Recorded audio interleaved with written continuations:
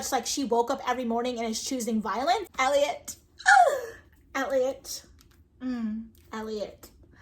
Single dad trope. Okay, like that's all we have to say. Maybe this is a mistake. I wasted my money. Hello Bookish Babes, and welcome back to my YouTube channel. I'm so very glad that you clicked on today's video to join me in bringing you some amazing bookish content. And as you can see by today's title, I'm going to be bringing you the last 7 romances that I read with my reviews and if I recommend them or not, as well as my star rating. And so without further ado, let's jump into today's video. All right, so as you can see, I have my crazy kitty mug. Oh, there we go. It kind of looks like my kitty. I'll post a picture of my kitty or my 2 kitties here on the screen for you guys, Fluffy and Tabitha. They were both strays. Tabitha, we actually rescued her from like a pet store. She was from a hoarding situation and she was like really just socially, uncomfortable, didn't want to open up. She's finally now coming around. It's been about 2 years. And so it's really sweet to see her kind of bloom and blossom. And then we have Fluffy, who is our crazy, wild, greedy, messy cat who was a stray actually that I saw in the winter of 2017, just like walking. His paws were just gross, matted, snow is everywhere. And so I took him in and he has been my little buddy ever since, and I love him. And so he definitely does kind of remind me of the little crazy kitty here on my cup. I was able to read these 7 romances that I have right here, and I want to give you my reviews on them, my general thoughts, my star rating, and if I recommend them or not, and just how I feel they went for me. And yeah, so let's just dive in. To start with the first book that I ended up finishing out of this little set here, we have this book by Rainbow Rowell, which is Attachments, and this one I actually tabbed. And so this is more of like fiction, very much contemporary romance, but it's definitely feels just more like you're just reading like a regular fiction book. It didn't very feel like this is a romance book when I picked it up, but I wanted to read it because this book has a lot of email chains in it, and I'm someone who loves like a double story in a way. It's where in the chapter you have your regular chapters, but you also have little snippets of email chains between friends, and I just really love that. It just adds an extra layer of depth to the book. This I ended up giving 4 stars. I thought it was really sweet. I'm not gonna lie, towards the beginning of the book, it was a little bit slow for me. And I almost thought I wasn't gonna get as invested as I did, but it was very much a slow burn romance, very little to like no spice, in the sense of like you're getting some explicit scenes and whatnot, but it does have the lovey-dovey, swoony feelings that I think are really nice. You see a lot of characters develop within this book. You see characters in their late 20s to early 30s still not having it all together. And me being 27, I just very felt much like I resonated with a lot of these characters. One of the main characters is a male and he's 28, if I believe. He's still living at home with his parents, but he has a really good job and so much potential, but he doesn't know where to place it. And he really wants to be with somebody. And then you have the 2 other main characters, which are women. One of them is in a relationship that she's pretty much single, and she also is in her late 20s and just doesn't know what to do. She doesn't know how to get that fairy tale ending that she wants. And then the other main character, she's actually married and thinks she might be pregnant and is freaking out because she's not ready. And so you just get to follow them in their life and in their journey of just accepting their situations and seeing how they can reach to those new heights that they want to be at, as well as seeing how they interact with each other, and just the funny aspect of why the email chains are so important is because these 2 women might be talking, but there's someone watching their emails, and maybe the person that's watching their emails is the one who ends up stealing the heart of one of the women. And so it's just really nice to kind of see how this little workplace, you can say, romance kind of developed. It was very slow burn. There was some very swoony moments, not too much in the way of spice, which I liked for this novel in particular. But yeah, I do recommend it. I gave it 4 stars. And I think it's something great if you're a person who likes just regular fiction and you're not someone who gravitates towards books that are claimed to be romance books, then I think this is for you because it's a little bit more than just a regular fiction, contemporary fiction novel. This one does have romance in it, but it's not so much to where you feel like it's taking over the book. It definitely has a really good storyline. You're learning about their personal lives and what they're going through and just all of those things. And so I think it was great. And so yes, I recommend it. Then to go into the second book that I read, which this one I didn't think I was ever going to read. I read the first book in this little duology, but that is It Starts With Us by Colleen Hoover. Now I read It Ends With Us when it was popular on Booktok, and I gave it 5 stars. It was emotional, very much has quite a bit of trigger warnings in it. It was intense. There were parts that were really upsetting, parts I really loved. I was absolutely smitten by Ryle in the beginning, and then towards the end of the book, in the middle of the book, I was like, psych, no, I'm in love with Atlas. Why can't he come back? So I think it was very good. It was just heavy. And so with this book, I didn't want to go back into it. I think I was so just kind of hurt by what Lily went through and all of her experiences. I didn't want to open up a book kind of going back in the past and kind of dealing with the aftermath of Ryle, but I saw it in Barnes & Noble and picked it up. And so I ended up giving this book a 4-star rating, if I'm not mistaken. Otherwise it was 3.5. And the reason why I say that is I felt as though Colleen, first of all, it was a very quick read. So that was nice. But I felt as though she took a lot of what was in It Ends With Us and just kind of changed a couple words and shoved it in this book. I didn't feel like it was very creative. And in the beginning of the book, you get a little snippet of her saying thank you to her community. You guys all wanted this book, and so I knew I had to bring it out to you. And in my opinion, that's what it read like. It read like she was trying to just write a book. It wasn't like she thought about it. She thought about what was happening. She was invested in this story. It was like the people wanted it, so she wrote it. And you could tell by the way that it went. It felt very repetitive from the previous book. And then also in the sense of it being a Colleen Hoover book, and she writes book with some intense spice, I was actually a little disappointed there wasn't that much of it in here. I don't know. I was very disappointed in that aspect. Do I recommend it? I don't know. If you really loved It Ends With Us and you're expecting another story to kind of hit that level, this is not going to do it. It's very repetitive. You're getting a lot of the same stuff you got in the first book. I felt as though Lily was also a little bit annoying in this book. She kept feeling this urge to feel like she has to get Ryle's approval on things when they weren't together anymore. And so that's kind of what I thought. I don't know if I plan on reading any more Colleen Hoover in the future. I do have Layla and Without Merit. I think those are the only two that I currently have from her that I have not read. And so maybe in time I'll read them, but It Starts With Us, I was a little bit disappointed. I'm not gonna lie. And then to go into the next book, I ended up giving this one, I believe it was a 4-star rating, and that was The Love in the Time of Serial Killers, and this is by Alicia Thompson. Now, what I can say with this is I thought it was sweet. I definitely thought it was an interesting story. I love true crime, and so it very much resonated with me. But what I can say is that I didn't like how paranoid the main character was. I felt as though her name is Phoebe. Yeah, she's so paranoid. And so it was almost like making her relationships and her interactions really awkward and just dull and like aggressive and very much like she woke up every morning and is choosing violence. And I just didn't really like that. And then also Sam, I believe, yeah, Sam Dennings, he was sweet and cute, but he was too quiet and extremely bland. It's like you didn't really get who he was. And it's like he had no confidence, or rather not confidence, just like he had nothing. He was such a bland character. I know I rated it 4 stars because I think just the true crime aspect of it and the way they came together, thinking that maybe her neighbor is a serial killer. I thought that was really sweet, and I thought it was just interesting, and you saw her shell kind of break towards the end, and really you saw their love kind of blossom. But it's just like she did everything in her power to push him away and was really rude, but he just stayed because he just stayed. It's like there was nothing to him. And so I really didn't like that, in my opinion. I did definitely find that other parts of the story, learning about like her writing her dissertation and being in true crime and all that, I was almost a little bit bored, but I just liked it enough to give it 4 stars, if that makes sense. And so do I recommend it? If you like true crime, then yes, but I can definitely say Sam is not the dreamy character that you're going to get in, for example, maybe Love in Other Words or Beach Read or Book Lovers. Like, you're not gonna get a guy like that. Or what else have I read up here? Like any of those, like Ledger from Colleen Hoover's Reminders of Him. Like, you're not gonna get a Ledger, you know what I mean? You're not gonna get, all of that. You're gonna get a Sam. And I'm sorry, but Sam in this book is a little bit like, bruh, come on now, have a little personality. Give us a little something that we want. You know what I mean? And so that's kind of what I thought about that book. Then going into the next book that I read this month in terms of romances, and you guys, I really, really didn't like it. I feel really bad because I was super excited because of the interracial couple and all of those things. But to be completely honest, I really didn't like this book. I can't even remember what I gave it in terms of rating.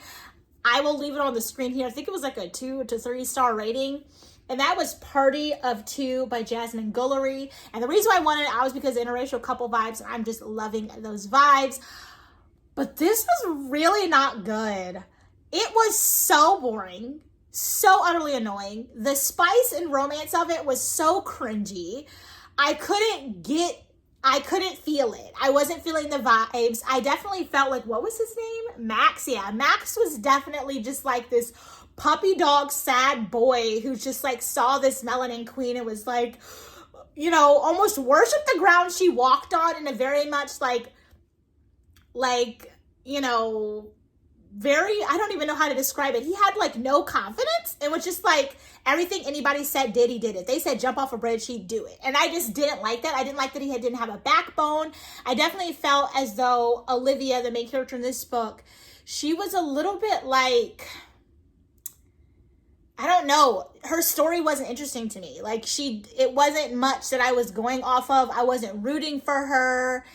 You know what I mean? I could care less about the fact that she was a lawyer. It just wasn't enough for me to be interested. If it wasn't about their relationship and the interactions with them, I hated reading it. I felt like it was boring. And then when they did interact, I wanted it to be cute and swoony and feel good, and it just didn't. I don't know. It was not what I was expecting. I do have one more book from her, which is The Wedding Date.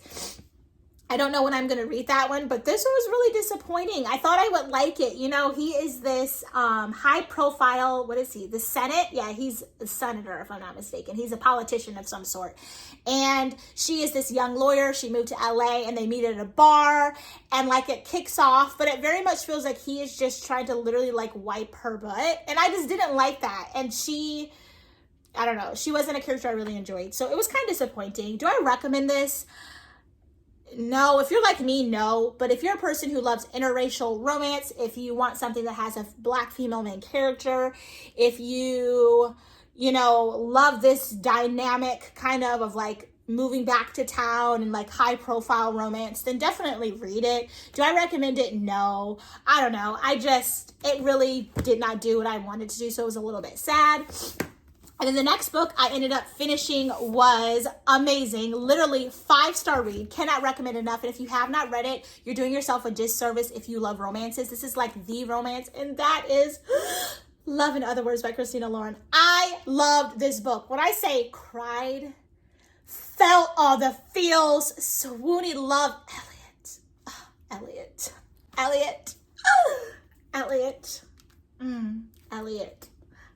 I tabbed it too a little bit. But Elliot, can we just say his name? Elliot. That's pretty much it. Elliot. I love this book. But the one thing about this book that is different from any romance I've ever read is the fact that these authors were able to write it so that you saw actual romance. It's easy, for example, it starts with us. Atlas was pretty much like, I only love Lily. I don't want anybody else. And so like drilled into it that he would never go off and sleep with another girl. He would never go off and go on a date or kiss another girl or nothing. Lily was so fixated on him. She didn't want anybody else but him, but she was just afraid of Ryle. Like those type of romances that are very much black and white. They're really for each other. They're never going to find themselves in a position of doing anything against one another. In terms of this, they wrote it in a way where you actually saw these characters, especially like Elliot, make some really intense, poor decisions. Like you got to see what it's like to be young and in love. Like you got to see what it's like to love a girl, be long distance, love a guy, be long distance from him. And he's feeling some type of way and chooses to do some things. And then you come back together and that's just how it went. Like, I'm sorry, you weren't here. And that for me was intense to read. I don't think I've ever read a book quite like that. Usually when you see books, they were friends, they split up, you don't see them, and then they come back together and then they start falling in love again, which is how this one ended towards the end of the book, like the second half of the book. It was really hard to read that. You know, and then when you get to the end of the book and you figure out what happened and why all of those things went the way they went and why they ended up separating for so long and not talking to each other, it literally just broke me. But in the best way possible. I mean, you're going between the past and the present in this book. You're seeing that love that they have. Elliot was so intelligent and so interesting, but you just saw how sometimes people actually make really terrible decisions. And you see how detrimental it is to other people's lives, but yet their love is so strong, it can mend those wounds. And so for me, I mean, this book tore me apart. Literally love and other words, like love and intensity in ways I can't even describe. It was amazing. I recommend this so much. If you do not have a copy, it'll be linked down below. Please pick it up. It was so good, but it's a lot. There is grief. There is just so much happening in this book, but it was well worth it. I've never read a romance so well-rounded where you're getting like a lot happening in people's personal lives, a lot of poor decisions, but love still is standing the test of time. And so I cannot recommend this enough. And all I can say is Elliot. I mean, that's it. That's all we can say is Elliot. And then to get into the next book that I ended up finishing this month, or within these, I believe this month actually, literally in this month, I think I finished all these romances. Wow, I've read so many books. But that is going to be Catherine Bivey, When It Falls Apart. Now, I ended up winning this book in a Goodreads giveaway, which I was super excited about, and I just put it off. I started reading it, stopped reading it, but then I decided to finish it. You guys, this is a romance. Now, I know Love in Other Words was just chef's kiss, but it was like starting out with like young love, then adults separating. But this, the fairy tale romance, single dad trope, okay? Like, that's all we have to say, pretty much. But like found family, single dad trope, just like pure good love. I mean, yes, there was some spice in this book, but it was just right. Oh my gosh, Luca, we love you. This was so good. What was the other? Brooke, yeah.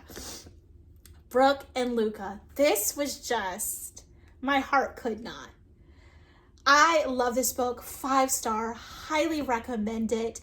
You're following Brooke, and she is like an editor of some sort, or she's like into fashion design, and she's in a terrible relationship. He's non-committal. He's just like crappy. And she's like, I can't do this anymore. My dad's sick. I need to go visit him. He's not doing well. And her boyfriend ends up getting really upset at her. You're always leaving for your dad, but my dad is ill. We have nobody else, so I kind of need to be there, bro.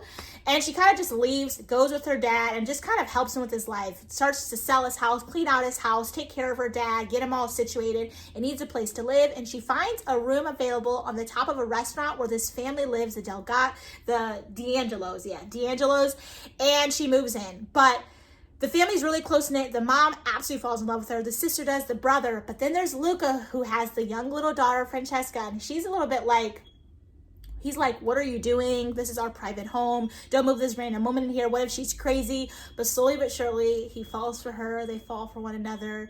And when I tell you FedEx, this is terrible timing. Okay? Thank you and goodbye, sir. But this was so good. They fall in love. It's amazing. It was just everything. It's one of those romances where it's just like good.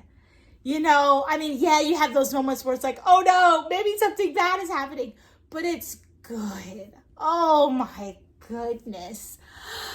Oh my God. It was just good. I can't even tell you, man. I mean, can I have a Luca, please? Please? I like Elliot, but can I have a Luca? Like, it was that, and all these little Italian words and just everything. I just could not. In this book, I 100% recommend this. I'm cheesing so hard my cheeks hurt right now. That's how much I like this book. So I think you should read it. And then to go on the very last book in this 7-book stack that I just finished last night, that is going to be Flat Share by Beth O'Leary. And to be honest, I first got into this book and it was slow. The first 130 pages, I was like, whoa, what's going on? Maybe this was a mistake. I wasted my money. And then 135, it all changed. This was a gem. I gave this 5 stars. Absolutely adored it. More like 4.5, 5 stars. Absolutely adored it. You're following the main characters, Tiffy and Leon, and basically Leon is short on some cash because he's having some family troubles, which you'll learn about as you get into the book, which I recommend you read. And he needs some extra cash, and so he decides to flat you. She has the house from 6 p.m. until 9 a.m. He has the house from 9 a.m. until 5 p.m., kind of like that. And he's never going to see her. It's totally fine. It's not a big deal, you know? And so she's like, I have to take it. She's getting out of a terrible relationship of a guy who has cheated on her, brought a girl back to the house, and proposed to her all in one. And so she's like, I got to get away from this abusive man, but it's just so hard. So she takes the opportunity. She moves in. She's an editor. So she has her little life. He's a midnight care nurse. And so you just kind of watch it. And they've never actually met. They start to kind of talk between these little Post-it notes and sticky notes around the house when she's gone and he arrives. They bake food for one another, talk to one another, and slowly but surely love just blooms in the most beautiful way. Leon is introverted and he's quiet. And he doesn't like change. He's not someone who wants to see things move and be different. He's scared to express himself. He doesn't want to say the wrong thing, but he feels all the right things and he just needs to take the leap of faith. He is a lover, but he's also a fighter. He is so good and he cares so hard. And then we have Tiffy, who is just this quirky, bubbly, over the top, extroverted person who wears such fashionable clothes, yellow shoes, pink shirt, and a green hat, and wears it to a T. And she just becomes so smitten with Leon. Their relationship just blooms beautifully. She has such a selfless heart and so willing to act and fall and help and do whatever she can for another person. And you see how his family, his mom and his brother Richie, just love her, and now her friends just love her, and how Leon learns to just love her. And so I think this was just amazing. And then the end of the book just got me because I thought it was the cutest thing ever, and my heart just felt so good. I was so happy. There is some spice in this book, some romance, but not so much into where you felt like, oh my gosh, I can't raise it. It was just the right amount, a little bit of some closed door things happening, and then it kind of just stops and you kind of know something happened, but you're not really sure, but you can assume it did. You don't know what happened, but something did happen. There's a lot of leading up, a lot of kissing, things like that, but it's not so much in the way where if you're a person who doesn't like explicit things, you'll be okay reading this. And that's definitely how I felt, because I don't necessarily like reading that, hence why I'm not going to be reading Ugly Love by Colleen Hoover. But yeah, so I loved this. It was really good. I recommend it. I think it was super sweet, but I think there is a reader out there that will like each and every one of these books. I obviously have a whole little section here of romances and whatnot, so I need to keep my reading going, but it's definitely a genre that I am just loving right now. So if you have any really good recommendations, leave them down below for me. I would love that, because I currently have an Amazon cart filled of probably, I don't even want to tell you how much, like maybe like $800 worth of books, and about 60% of those are romances. Let's not talk about it. Okay, let's not talk about it. We do not judge on living for books. We just read books, okay? That's all we do. And we just get excited about books. But yeah, that's gonna basically conclude today's video. I really hope that you guys enjoy it. I'll link every last one of these books down below for you guys. Let me know your thoughts if you read them. Leave any recommendations down below. And yeah, and if you liked the video, do not forget to give it a thumbs up and hit your notification bell. Then every time I post, you'll be notified. And subscribe to the YouTube channel and join this bookish fam, because honestly, we're so nice. And we have so much fun together, and I cannot believe that we are well over 1,000 subscribers. It literally happened so fast. I love you guys. You guys are the best bookish babes on the planet. Nobody has bookish babes like I do, okay? And yeah, so without further ado, I'll catch you guys all in my very next one.